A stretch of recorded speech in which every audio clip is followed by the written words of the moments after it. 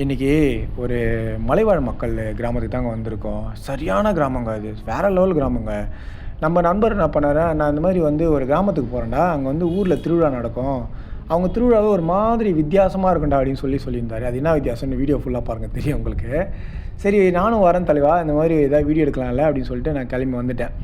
ஸ்ட்ரெயிட்டாக போனேங்க. போயிட்டு ஊர் உள்ளே என்ட்ரு ஆகிட்டோம். ஊருக்குள்ளே என்ட்ரு ஆனதுக்கப்புறம் ஊருக்கு பின்புறமாக வந்தால் ஒரு லேக்கு பக்காவாக இருந்தது. வேறு லெவலில் அந்த லேக்கு பார்க்குறதுக்கு. சுற்றி முற்றி பார்த்தீங்கன்னா உஸ்ஸுன்னு காற்று அடிச்சிட்டு இருந்தது. இந்த காற்றுலாம் பார்த்தீங்கன்னா அவ்வளோ அழகாக இருந்ததுங்க. அந்த பக்கம் காற்று, இந்த பக்கம் கரும்பு தோப்பு, எல்லாமே பார்க்க ரொம்ப சூப்பராக இருந்தது. வழக்கம் போல் மலைவாழ் மக்களுக்குன்னு ஒரு சாபக்கேடுன்னு சொல்ல மாட்டாங்க இல்லைங்களா, அது மாதிரி ஊருக்கு போகிறதுக்குன்னு பெரிய வழிலாம் ஒன்றும் கிடையாது. ஒரு சின்னதாக ஒரு மண்ணடி பாதை மாதிரி இருக்குது. அது உள்ள ஊர் உள்ளே போனால் அந்த இடத்துல ஊருகளாக இருக்குது. போகிற வழியில் நான் கவனிச்சதில் இந்த சாத்துக்கொடி தோப்புன்னு சொல்லிட்டு நான் கேள்விப்பட்டிருக்கேன். ஆந்திராவில் தான் சாத்துக்கொடி தோப்புலாம் வளரும் அப்படின்னு சொல்லிட்டு நான் கேள்விப்பட்டிருக்கேன். தெரியும், நான் பார்த்ததில்ல. அந்த சாத்துக்கொடி தோப்பு அங்கே பார்த்தேன். அதே மாதிரி பெரிய நாவல் பழங்கள்லாம் இப்போ நம்ம சிட்டிலலாம் வச்சு விற்பாங்க, நீங்கள் பார்த்துருப்பீங்க, மார்க்கெட்டில் விற்பாங்க பெரிய நாவல் பழங்கள்லாம். அது நான் நினச்சேன் ஆர்கானிக்காக வளருன்னு நினச்சேன். விவசாயம் பண்ணி சேல்ஸ் பண்ணுறாங்க. குறிப்பாக இந்த மாதிரி மலை பிரதேசங்களில் அது இன்னும் அழகாக வளரும் அப்படின்னு சொல்லிட்டு அங்கே இருக்கிற விவசாயி ஒருத்தர் சொல்லியிருந்தார். நம்ம ஒரு டீமாக தானே போனோம், நம்ம டீம் நம்ம சும்மாவாக இருப்பாங்க. அதை பார்த்துட்டு உடனே டபக்குன்னு ஒருத்தர் பிடிச்சிட்டு இங்கே பாரு அப்படின்னு சொல்லியிருந்தார்.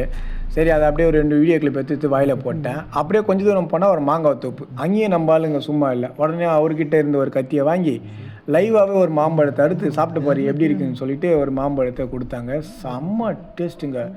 என்னங்க அவ்வளோ டேஸ்ட்டாக இருக்குது மாம்பழம், அதுவும் லைவாக இப்போ தாங்க ஃபஸ்ட் டைம் சாப்பிட்றேன். இது வரைக்கும் நம்மளுக்கு மார்க்கெட்டில் வரும், மார்க்கெட்லேருந்து வாங்கி நான் அப்படியே சாப்பிட்றேன். அதனால் எனக்கு ஒன்றும் பெருசாக தெரியல. இதான் ஃபஸ்ட் டைமு மரத்தில் தொங்கிட்டு அந்த தொங்கிட்டு இருக்கிற பழத்தை அறுத்து ஸ்லைட் சொல்லிட்டு எனக்கு கொடுத்தாங்க. செம்ம டேஸ்ட்டாக இருந்தது.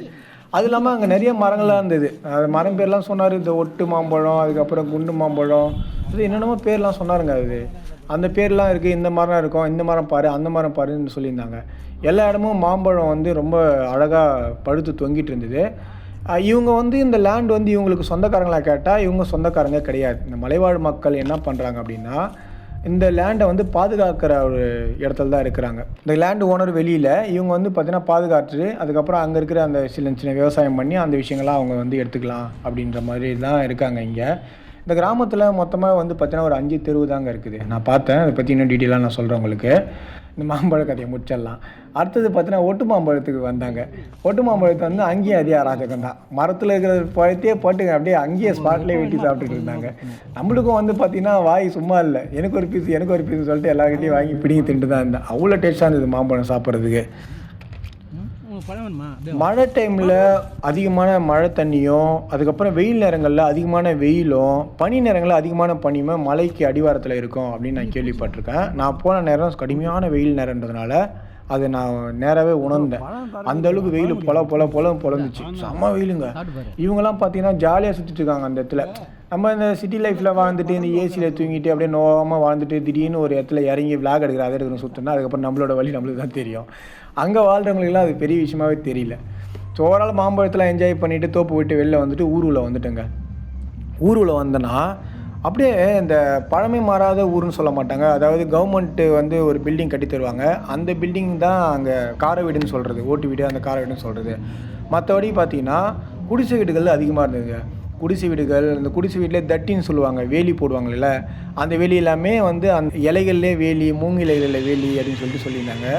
சீரியல் பல்பு, இந்த வேப்ப இலைகள், அந்த பழமை வராத ஒரு தன்மைன்னு சொல்லமா, அந்த மாதிரி கிராமம் பார்க்கறதே ரொம்ப அழகாக சூப்பராக இருந்துச்சு. கரெக்டாக நாங்கள் இந்த மாம்பழம் தின்றது, அந்த ஏரியா பொறுக்கிறது அப்படின்னு சொல்லிட்டு போன நேரம் பார்த்தீங்கன்னா ஈவினிங் மாதிரி ஆகிடுச்சு இல்லைங்களா. அந்த டைமில் திருவிழா பீக் ஆகிற டைமு. திருவிழானா எல்லாருமே நிற்பாங்கன்னு எதிர்பார்த்துறாதீங்க. மொத்தமாகவே 5 தெரு தான் இந்த கிராமத்தில் இருக்காங்க.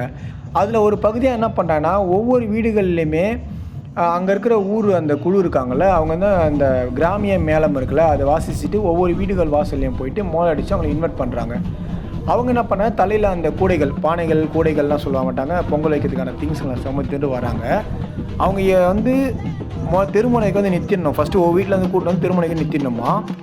அதுக்கப்புறம் அடுத்த வீட்டுக்கும் திரும்பி அதே மாதிரி வரணுமா. திரும்பி அதே மாதிரி திருமணைக்கு கூட்டு நிறுத்திடணுமா. ஒவ்வொரு ஆட்களையுமே கூட்டு ஒரு முனையில் நிற்க வச்சுறாங்க. ஸோ ஃபைனலாக எல்லாருமே என்ன பண்ணுறாங்க, கோயில் வாசலில் நின்றுறாங்க. கோயில் வாசலில் நின்னதுக்கப்புறம் எல்லோரும் வந்துட்டாங்களா, எல்லோரும் கரெக்டாக வந்துட்டாங்களான்னு சொன்னதுக்கப்புறம் தான் கோயில் உள்ள என்ட்ரா வராங்க. அதுக்கப்புறம் தான் மற்ற சாங்கியெல்லாம் அங்கே நடந்துகிட்ருக்கு.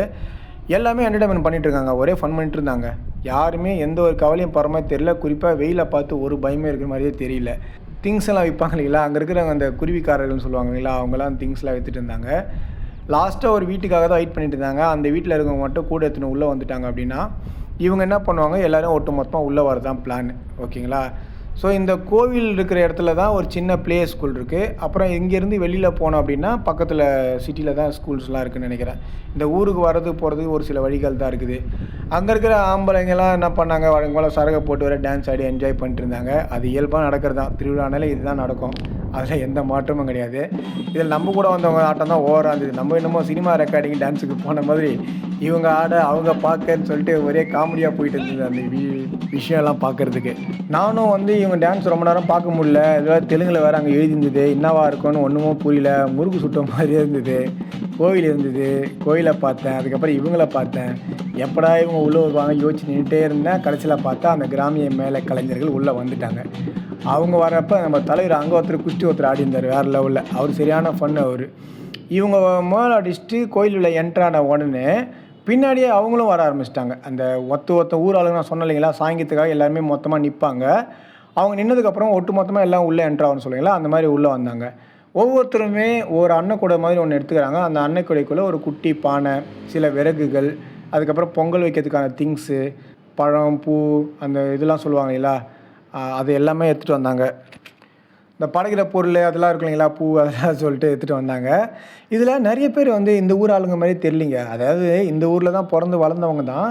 எல்லாமே சிட்டி லைஃபு வெளியில் போய் செட்டில் ஆகிறாங்கன்னு நினைக்கிறேன். திருவிழாவுக்கு மட்டும் இங்கே வந்திருக்காங்களா நான் தெரில. ஆனால் நான் ரொம்ப வருஷமாக ஆச்சுங்க இந்த மாதிரி ஒரு கிராமம் ஃபுல்லாகவே இந்த மாதிரி ஒன்று கூடி, அதாவது ஒரு சமூகத்தினை சேர்ந்தவங்க தான் இருந்தாலும் அந்த சமூகத்திலே அவங்களுக்குள்ளே நிறைய கருத்து வேறுபாடு இருக்கோ, பிரச்சனை இருக்கோ, அது இதுன்னு சொல்லி நிறைய பேர் நான் வரமாட்டேன் திருவிழாவுக்கு, நான் அப்படி பண்ணுவேன் இப்படி பண்ணுவேன்னு சொல்லுவாங்களா. அந்த மாதிரிலாம் இல்லாமல் எல்லாருமே ஒன்று கூடி இந்த மாதிரி உள்ளே வர்றதுக்கு வெயிட் பண்ணி அந்த கோவிலை சுற்றி வந்து ஒவ்வொரு ஆளும் பார்த்திங்கன்னா அவங்க பொங்கல் வைக்கிற வேலைகளை ஸ்டார்ட் பண்ணிட்டாங்க. இதில் என்னென்னா உங்களுக்கு ஆந்திரானாலே தெரியும், இளம் வயதில் திருமணம் நடத்தி வைக்கிற ஒரு முக்கியமான பங்கு ஆந்திராவில் ஃபஸ்ட் இடத்துல இருக்குதுன்னு நம்ம சொல்லுவோம்.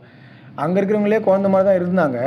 அந்த குழந்தைக்கே 2 குழந்தைங்க இருக்குதுன்னு பார்த்தேன். என்னடா இது இவங்களே குழந்த மாதிரி இருக்காங்க, இவங்களுக்கு வேறு 2 குழந்தைங்க இருக்குதுன்னு பார்த்தேன்னா இதில் வேறு புது ஜோடிக்கில் வேறு சுற்றிட்டு இருந்தாங்க அங்கே. அடப்பாவீங்களா, ஏன்டா இப்படி இருக்கீங்க, குழந்தைங்களா இருக்கீங்களேடா அப்படின்னு சொல்லி தான் தோணுச்சு. இதில் இன்னொரு விஷயம் என்னென்னா, ஒரு இடத்துல ஒரு வீட்டில் ஒரு குழந்தை 2 குழந்தை தான் இங்கே சிட்டியில் இருக்கிற மாதிரி பார்க்குறாங்க. அங்கே பார்த்தா 4-5 குழந்தை இப்பயும் பெற்றுட்ருக்காங்க.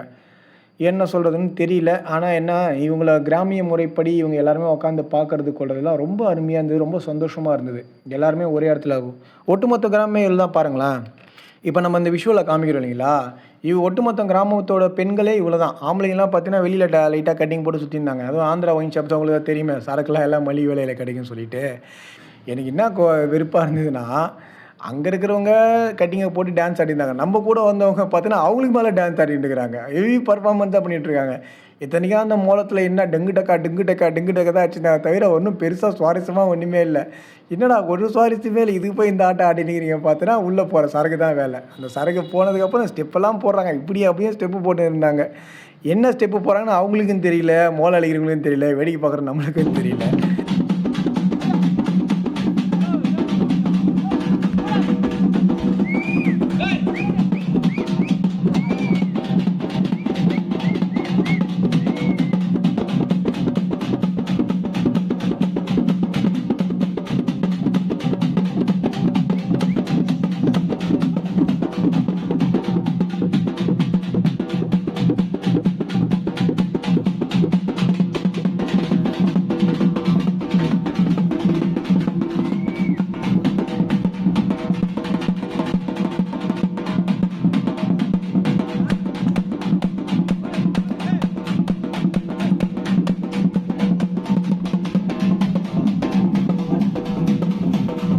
ஓவரால் இந்த வீடியோ வந்து ரொம்ப டயர்டாகிடுச்சா, சரி வெளியில் வந்து பார்க்கலாம் பார்த்தா நம்மளுக்கு ரொம்ப நாள் கழிச்சு நம்ம 10 ரூபா கோன் ஐஸ்கிரீம் கிடச்சிதுங்க. எப்பாடா பார்த்தோன்னே உயிரே வந்ததுங்க.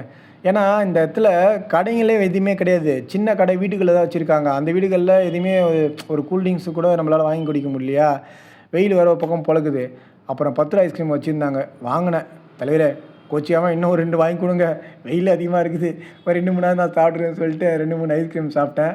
சூப்பராக இருந்தது. இது இல்லாமல் இந்த திருவிழா வந்து நைட்டு கண்டினியூ ஆகும்னு சொன்னாங்க. அவ்வளோ நேரம் நம்மளுக்கு இருக்கிறதுக்கு டைம் கிடைக்காது, நம்ம கிளம்பலாம் அப்படின்னு சொல்லியிருந்தாங்க. அது இல்லாமல் கிராமத்தில் இருக்கிறவங்க அவங்க நம்ம போனோம் இல்லைங்களா கெஸ்ட்டாக, அவங்க என்ன பண்ணாங்க நம்மளை கொஞ்சம் விருந்து மாதிரி வச்சாங்க.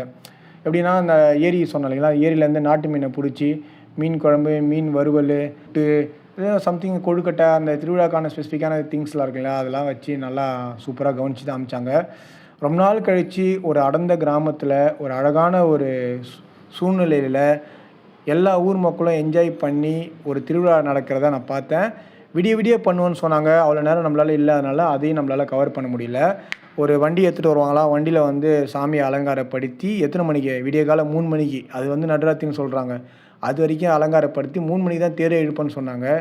3 மணிலாம் எங்களுக்கெல்லாம் செட் ஆகாது, நம்ம தூங்கி ஆகணும்னு சொல்லிட்டு அந்த இடத்துலேருந்து கிளம்பி வரதுக்கு நைட்டு 7, 8 ஆகிடுச்சு. ஸோ இதை பற்றி நான் ஆல்ரெடி ஷார்ட் வீடியோ போட்டிருந்தேன். இதை வந்து ஒரு வாய்ஸ் ஓவரில் கொடுத்து லாக் வீடியோவும் போடலாம், ஒட்டு மொத்தமாக என்ன நடந்ததுன்னு போடணுன்றதுக்காக போட்டேன். இந்த மாதிரி வித்தியாசமாக கண்டென்ட் வேணும்னா மறக்காமல் நான் ஃபாலோ பண்ணி வச்சுங்க. தேங்க்ஸ் ஃபார் வாட்சிங் திஸ் வீடியோ.